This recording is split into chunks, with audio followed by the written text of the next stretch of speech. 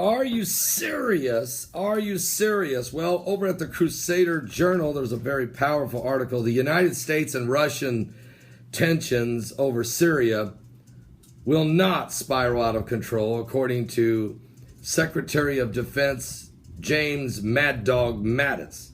Matter of fact, in a joint press conference, U.S. Defense Secretary James Mattis and Army General Joseph Vaughtle, commander of the U.S. Central Command, gave a brief media update from the Pentagon yesterday. The tensions between the United States and Russia will not spiral out of control following last week's U.S. missile strikes on Syria's airbase. Matter of fact, Defense Secretary Jim Mad Dog Mattis said that, describing it as a one-off response to Syria's use of banned chemical weapons. But President Donald Trump, in his biggest foreign policy decision since taking office in January, ordered the strikes after concluding that Russia waged a nerve gas attack in the rebel-held territory that killed 87 people, many of them children. Russia, which has advisors on the ground aiding the Syrian president Bashar Assad, warned that the U.S. strike could have serious consequences, and Syria denies any involvement of this sarin gas.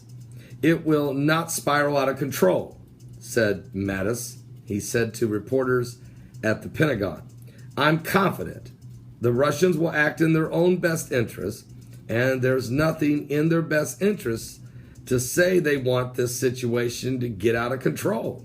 Now, Mattis has repeatedly warned that the United States military remains ready to act again should Assad use chemical weapons, saying yesterday that Assad would pay a very, very stiff price. Now, at the same time, he acknowledged that Trump had only authorized the single attack, meaning the U.S. military would not automatically just have the authority to strike again should Washington determine another case of chemical weapons was used. Now, Mattis also sought to downplay the concerns about the Pentagon mission creep, saying the U.S. military focus in Syria was still fighting ISIS militants, not becoming entangled in the Syrian messy civil war between Assad and his opponents. And the rest of the campaign stays on track exactly as it was before Assad's violation. So this is where we're at, folks. Mattis went on to say the incident has chilled the U.S. relationship with Moscow after a presidential campaign during which President Trump frequently called for an alliance with Russia to fight ISIS. But it has also led the Trump administration to harden its attitude against Assad weeks after the top U.S. officials said they were more concerned with defeating ISIS militants than getting Assad out of power. I don't see a peaceful, stable Syria in the future that has Assad in charge, White House spokesman Sean Spicer said yesterday. I don't see a future Syria that has Assad as the leader of that government.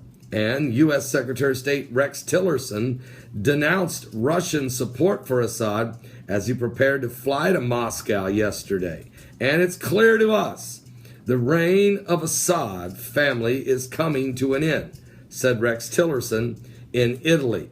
U.S. intelligence indicates that the Syrian Su-22 aircraft taking off from that airfield delivered the nerve agent sarin, according to the White House reports given to reporters. And Mattis said there was no doubt that Damascus is responsible. Okay, so that's where we're at right now with the U.S.-Russian tensions. But you got also the U.S.-North Korean tensions and Trump's olive branch, Trump's carrot, basically, that he offered China by saying, look, take care of the problem. We can work together more closer on some type of a trade deal. But if you don't want to take care of the problem, then we will. So that is still on the table, folks. Believe me, that is still on the table. A war of words and tensions rise as World War III could just be around the corner. Pray it's not. Please, pray it's not. We're living in the last days. Give your life to Jesus Christ. Time is almost up.